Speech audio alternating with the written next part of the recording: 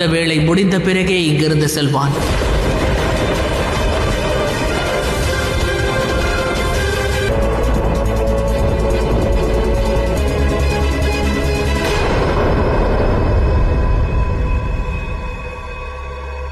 எரிந்து விட மாட்டேன். ஆனால் வேதனை இருக்கத்தானே செய்யும் தாயி. தாங்கள் துன்பப்படுவதை நான் காண விரும்பவில்லை. இந்த நெருப்பை விட எனக்கு அதிகம் தன் குழந்தைகளை வளர்க்க வேண்டியது ஒரு தாயுடைய கடமையாகும். ஒரு இல்லத்தரசியின் கடமையானது பொழுதே சூரிய குடும்பத்தில் இன்பமும் சந்தோஷமும் இல்லை. இதை நினைத்து நினைத்து நான் கவலை அடைகிறேன் மகனே. தங்களது கர்ம பலனாகும். இன்று தேவி சந்தியா அனுபவிப்பது அவருடைய கர்ம பலன். இணைய வேண்டும். இல்லை தாயி, ஒருவரை அனைவரும் சூழ்ந்திருக்கையிலும் கூட துன்பம் இருக்கத்தான் செய்யும். அதே நபர் தனிமை. அதற்கு அனைவரும் முதலில் நல்ல கர்மத்தை புரிய வேண்டும்.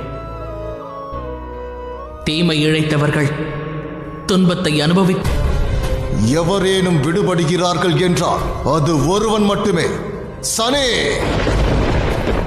ஏனெனில் அவன்தான் சொர்க்கலோகத்தினை அவன் என்ன செய்து விட்டான் பார்.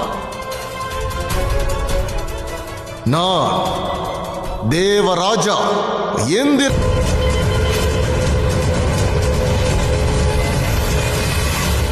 உன்னிடம் உனது லோகமாவது இப்பொழுது இருக்கின்றது தேவேந்திரா. இந்த சனிக்கு நாம் நிச்சயமாக தீர்வு காண வேண்டும். சனி என்னும் பிரச்சனை இருப்பார்கள். பஞ்சபூதங்களான நீர், நெருப்பு, நிலம், ஆகாயம், காற்று.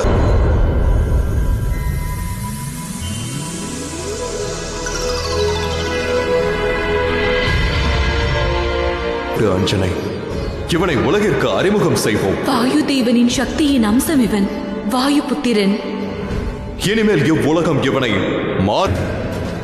தங்களுக்கு அவன் உதவியாளனாக வருவதற்கு முன்பு என்னுடைய மாபெரும் பக்தன், கர்ம பலனை அளிக்கும் சனியுடன்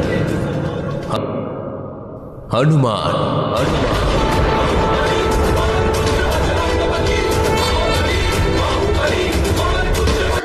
நான் சற்று நேரம் பூலோகத்திற்கு சென்று ஒரு சுற்றி விட்டு வருகிறேன்.